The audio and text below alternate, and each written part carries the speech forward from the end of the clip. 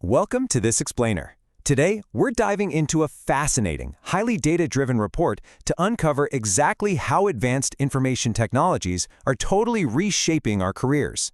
I'm really thrilled you're here because we're tackling a subject that is quite literally transforming the global economy right in front of our eyes. Is AI coming for your job? I mean, it's the million-dollar question, right? It's causing widespread anxiety across the entire workforce. If you just casually browse the headlines, you'd probably think we're on the verge of a total robot takeover, where human labor just becomes obsolete. But today, we're going to look past that whole robot apocalypse myth to see what the data actually proves. Let's separate the science fiction from the real economic reality. To demystify this complex topic, we'll follow a clear roadmap. First, the AI job threat, then measuring AI exposure, the most exposed occupations, augmentation versus displacement, and finally, preparing the workforce. Let's get right into it. Part 1. The AI job threat. Okay, let's start with that dominant narrative, the assumption that AI just automatically means across-the-board job losses for everyone. To figure out what's really happening, we are looking at a comprehensive 2025 report from Eric Vasilauskas and Mike Horrigan at the Upjohn Institute. And what makes their research so compelling is that they didn't just guess what AI might do. They actually compared real U.S. occupational employment projections with the literal capabilities of modern artificial intelligence. They focused specifically on generative AI and large language models to see exactly where the impacts are going to hit the hardest. Moving on to Part 2, Measuring AI Exposure. Before we can even try to predict the future, we have to understand exactly how exposure to artificial intelligence is quantified.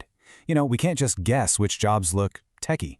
These researchers brilliantly replicated and extended a task-based framework to build what they call the AI Exposure Index, or AEI. They utilized ONET and U.S. Department of Labor data to score jobs based solely on the daily tasks those workers actually perform. The key here is they isolated 16 specific work activities that are highly amenable to AI tools. Then they calculated the relative importance and intensity of those tasks to give every single occupation a really precise exposure score. Which brings us to Part 3, the most exposed occupations.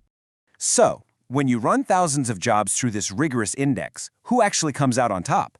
Well, prepare to have your assumptions challenged. The reality is pretty stunning. The most exposed jobs aren't entry-level manual labor or basic data entry, but rather highly educated professional roles. We're talking about statisticians, survey researchers, and get this, even judges and magistrates sitting right at the very top of the list, all scoring above a 98. It perfectly illustrates that occupational AI exposure is heavily concentrated in higher skill, higher education jobs, like analysts, professional services, and technical roles. Just let that sink in for a second. A statistician has a perfect 100.0 AI exposure index score. Why? Because their high-skill analytical tasks perfectly align with what large language models and generative AI do best. Processing massive amounts of data, finding patterns, and generating complex analyses, that's literally what AI eats for breakfast. By jarring contrast, if we flip to the absolute bottom of the index, we see a completely different story. Occupations relying on physical navigation, complex manual dexterity in unpredictable environments, or highly expressive human movement sit at or near 0. Refuse and recyclable material collectors score a 0.9. Fallers, the folks who cut down timber, score a 0.5. And dancers, they sit comfortably at absolute 0. A dancer has a 0.0 point exposure score. This brilliantly illustrates that the jobs many of us assumed a decade ago would be automated first are actually the most insulated from modern generative AI. Large language models just cannot replicate physical human artistry, empathy, or complex navigation through a physical space. All right, Part 4, Augmentation versus Displacement. Now let's see how this builds into the most critical insight of the entire explainer. Here is the massive plot twist. An incredibly high exposure score does not automatically equate to job displacement. The data actually reveals a fascinating tale of two paths within the most exposed jobs. You see, high-skill analytical roles, like those statisticians and financial professionals we just talked about, experience AI as a massive productivity booster. That's actually leading to strong job growth in those sectors. On the flip side, lower-skill occupations that are heavily concentrated in clerical and administrative functions, well, they experience AI as an automating force, which is leading to consistent job decline.